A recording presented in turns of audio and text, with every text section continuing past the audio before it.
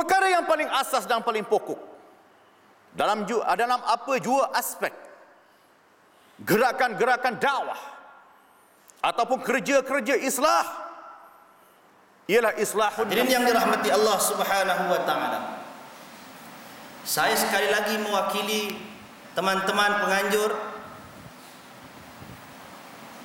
mengalu-alukan kedatangan tuan-tuan muslimin muslimat, para pembentang, para tetamu dari Singapura, Johor, Melaka, Negeri Sembilan, Kuala Lumpur, Selangor, Pahang, Terengganu, Kelantan, Perak, Pulau Pinang, Kedah, dan saya nampak Perlis. Beralih kepada muka surat yang ke-19, kita dapati Rasulullah SAW menekankan lagi tanggungjawab yang telah diberikan oleh Allah Subhanahu Wa Taala kepada setiap seorang daripada kita. Sama ada ustaznya, saya ulang lagi, sama ada ustaznya yang terpelajar mungkin, dan juga mungkin yang baru nak belajar, semuanya mesti ada misi untuk berdakwah. Balighu anni walau ayah. Perhatikan bagaimana Rasulullah SAW mengatakan, sampaikan daripada aku ini walaupun sepotong. Maka pada tahun ini panel kita telah memilih Allahyarham Ustaz Abdullah bin Yaqub untuk dianugerahkan sebagai tokoh sunnah pada konvensyen kita kali ini. Dan suka saya menyebutkan sedikit sebanyak latar belakang Allahyarham Ustaz Abdullah bin Yaqub. Beliau mendapat pendidikan awal di Sekolah Kebangsaan Tualang di Kedah, dan seterusnya Sekolah Kebangsaan Tasik Gelugor di Pulau Pinang, dan melanjutkan pelajaran di Pondok Penanti, dan seterusnya menyambung pelajaran di peringkat universiti di Universiti Islam Madinah pada tahun 1971 hingga 1976, dan seterusnya menyambung pelajaran ke Universiti Imam Muhammad bin Saud Riyadh pada tahun 1977 sehingga 1979. Dan seterusnya beliau terlibat dalam bidang dakwah sebagai tenaga pengajar di Madrasah Al-Masriyah di Pulau Pinang, Madrasah Hariyah Islamiyah, dan seterusnya guru takmir masjid Pulau Pinang. Benda ni bukan benda baru, benda ni dah ada.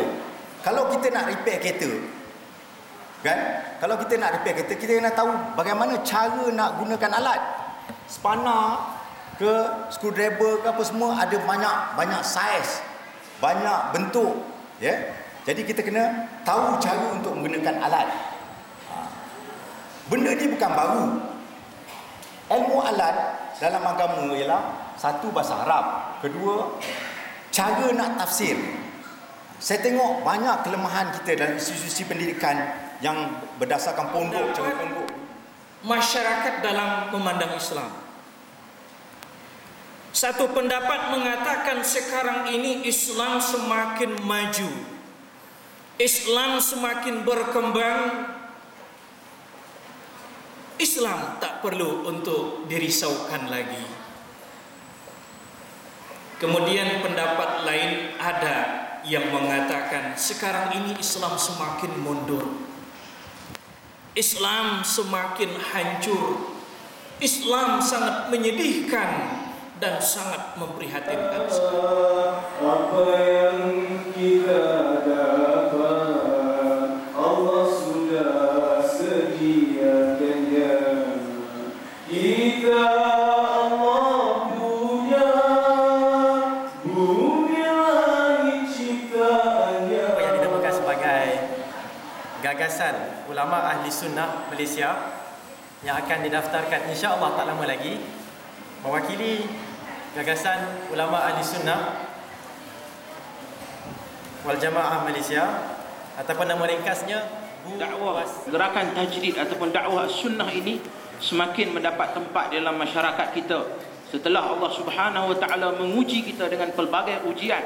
Namun di sebalik ujian tersebut ternyata ada hikmahnya yang sangat besar. Mudah-mudahan Allah Subhanahu wa taala sentiasa membantu dakwah ini, dan mudah-mudahan Allah Subhanahu wa taala memasukkan kita ini di kalangan al-ghuraba dan juga al-firqah penafsiran terhadap kalimah hablullah di kalangan para ulama kita terdahulu.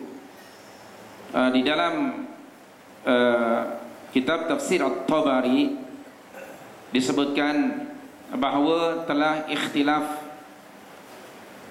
para ulama tafsir tentang maksud hablullah dalam ayat ini. Ada orang kata pada kita Ahlus Sunnah wal Jamaah ialah mazhab yang diasaskan oleh Al-Syekh Al-Imam Abul Hasan Al-Ash'ari. Kita faham perkara yang diasaskan ini bererti perkara itu tidak wujud sebelum itu. Jika Al-Imam Abu Hasan Al-Ash'ari yang mengasaskan Ahlus Sunnah, bagaimana dengan sahabat? Bagaimana dengan tabi'in? Bagaimana dengan akidah mereka pada zaman Nabi sallallahu alaihi wasallam? Adakah mereka tidak Ahlus Sunnah? Jawatan kuasa Konvensyen Sunnah yang kelima dengan ini membentangkan kepada hadirin sekalian 5 resolusi. Yang pertama, menyedari kepentingan dakwah ini perlu diperluaskan skop pergerakannya hingga ke jalanan dan pusat-pusat hiburan.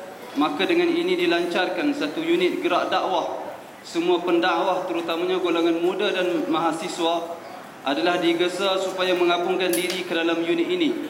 Untuk maklumat lanjut sila hubungi saudara Abdul Razak di nombor 019 266 7025 019 266 7025 atau melalui email beliau seperti yang tertera pada risalah yang saya edarkan sebentar tadi. Yang kedua, menyedari ruangan dakwah yang luas perlu sentiasa diperkemas dan diperkukuhkan. Maka setiap NGO sunnah di negeri-negeri digesa menubuhkan pusat kajian dan pembangunan dalam bidang-bidang dakwah yang berbagai ini, sama ada secara bersendirian atau bergabung. Yang ketiga, mengisafi kepentingan pendidikan dengan manhaj yang betul perlu diperkasakan. Dengan ini ditubuhkan jawatan kuasa penyelarasan kesefahaman kurikulum.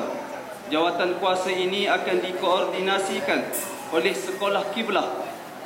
Dengan itu juga semua pihak yang terlibat dengan institut pendidikan di negeri masing-masing sangat diadu-adukan untuk menghubungi Ustaz Ismail Omar 019-233-7852 019-233-7852. Yang keempat, membuka pusat koordinasi sukarelawan sunnah yang sistematik dan informasi untuk kerja-kerja kemanusiaan, terutama ketika menghadapi kesan bencana.